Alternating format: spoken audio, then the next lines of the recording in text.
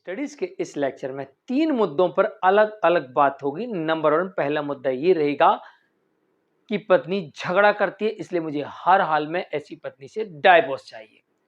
दूसरा मुद्दा ये रहेगा कि मेरी पत्नी मुझे धमकाती है, इस कारण से मुझे हर हाल में डाइवोर्स चाहिए।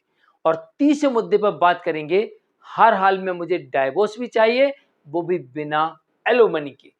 तो तीनों मुद्दों पर बात करेंगे और आपको कारण सहित बताएंगे कि ऐसा बिल्कुल हो सकता है कि जब आपकी पत्नी आपसे झगड़ा करे तो आपको डाइवोर्स मिल जाएगा। जब आपकी पत्नी आपको धमकाए तब भी आप डाइवोर्स ले सकते हैं।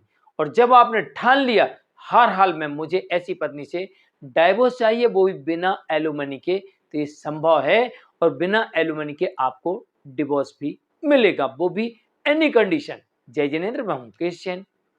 अगर आप मुझसे बात करना चाहते हैं तो आप सीधे अपॉइंटमेंट लेकर फोन पर बात कर सकते हैं। अपॉइंटमेंट के लिए या इस तरह जजमेंट्स के पैकेज के लिए जिसमें आपको 150 से अधिक जजमेंट्स मिलेंगे या अन्य किसी जानकारी के लिए दिए गए नंबर पर आप हमें संपर्क कीजिए। वीडियो को लाइक और शेयर कर दीजिए। चलिए शुरुआत करते हैं। पहला मुद्दा लेते हैं, ध्यान से समझिए। तीनों टॉपिक अलग अलग हैं। पहला टॉपिक क्या है? पत्नी झगड़ा करती है इसलिए मुझे डिवोर्स चाहिए। दूसरा टॉपिक क्या है? पत्नी धमकी देती है इसलिए मुझे डिवोर्स चाहिए। और तीसरा टॉपिक क्या है? हर हाल में विदाउट एलिमनी, बिना एलिमनी के मुझे डाइवोर्स चाहिए। तो सबसे पहले बात करेंगे, पत्नी झगड़ा करती है। जब भी आपकी पत्नी आपके साथ झगड़ा करे, आपके परिवार के साथ झगड़ा करे, उसका मन पड़ने का प्रयास करिए। झगड़ा करने की वजह क्या है, क्या रीजन है, उसको समझिए। अगर कोई ऐसा रीजन है कि उसकी लाइफ में कोई और है तो आपको इस केस से एनी कंडीशन निकलने का प्रयत्न करना चाहिए। दूसरा, अगर उसे ऐसा लगता है कि वो यहाँ खुश नहीं है, कोई उसे यहाँ पर परेशान कर रहा है, तो वो बात भी समझिए। तीसरा ये देखिए, क्या वास्तविकता में कोई इसकी सोची समझी रणनीति है कि बस शादी की है, यहां से जो मिलता है बटोरो, निकलो, नहीं रहना। तो तीनों मुद्दों को समझिए और कोई भी प्रॉब्लम है तो उसको समझिए और जब उसका शांत मन हो तो उससे बैठ के बात करिए, समझाइए। देखिए, रहना है शांति से रहिए, नहीं रहना है तो हम डिवोर्स की तरफ चलते हैं। कोई मतलब नहीं है लड़ाई झगड़ा करने से, और मैच्योर डिवोर्स में जाइए और मामले को सॉर्ट आउट कर लीजिए। One time settlement sort out कर लीजिए, कोई मतलब नहीं है झगड़े को आगे बढ़ाने का। दूसरा मुद्दा हमने लिया था, धमकी देती है। कई मामलों में ऐसा देखा जाता है, पत्नी धमकी देती है, मैं तुझे बर्बाद कर दूंगी, कहीं का नहीं छोड़ूंगी, तेरी नौकरी खा जाऊंगी, तुम सबको जेल के चक्कर कटवाऊंगी, जेल भेजूंगी, इस सारी प्रॉपर्टी मेरी है, मैं लेके रहूंगी, मैं हाथ पैर तोड़वा दूंगी, मर्डर करवा दूंगी। जब ऐसी धमकी देने लगे आपकी पत्नी, समझ जाइए ये अब उग्र हो चुकी है और ये कुछ भी कर सकती है। तो एनी कंडीशन ऐसी पत्नी से आपको डिवोर्स लेना है। कानून भी ये कहता है कि अगर इस तरह की धमकियां देती है तो ये मेंटल क्रूरल्टी के दायरे में आएगा। सिर्फ धमकी देने पर मेंटल क्रूरल्टी के दायरे में आएगा और मेंटल क्रूरल्टी के आधार पर यहां पर पति डाइवोर्स ऐसी पत्नी से ले सकता है। अब हमारा तीसरा मुद्दा है, हाँ, ये दूसरा वाला भी, धमकी देने वाला भी, इसमें भी आपसी सेटलमेंट कर लीजिए। और नहीं होता है तो अब आपको क्या करना है, जब जब पत्नी आपके साथ झगड़ा कर रही थी, जब जब आपकी पत्नी आपके साथ में वाद विवाद कर रही थी, जब जब आपकी पत्नी आपको डरा रही थी, धमका रही थी, आपको इन सबके सबूत कलेक्ट करना थे। नहीं किए हैं, आप करना शुरू कर दीजिए। आप कर रहे थे, उनको संभाल के रखिए। कोशिश करिए आपके पास में आई विटनेस हो, कोशिश करिए आपके पास में वीडियो रिकॉर्डिंग हो। वीडियो रिकॉर्डिंग और आई विटनेस दो आपको आपके केस में कोर्ट में मदद करेंगे और यही आपको इंसाफ दिलवाएंगे। तो पहली वाली कंडीशन में तो थी भाई सेटलमेंट कर लो, दूसरी वाली कंडीशन में भाई सेटलमेंट कर लो, लेकिन पत्नी सेटलमेंट करने के मूड में ही नहीं है। वो तो हमको डरा रही, धमका रही, उल्टा ब्लैकमेल कर रही है, सब मेरा है, तुम तो जेल से जाओगे, तुम तो जेल में जाओगे, तुम तो जान से जाओगे, इतना धमका रही है। तो फिर यहाँ पर सिचुएशन ये है कि फिर तो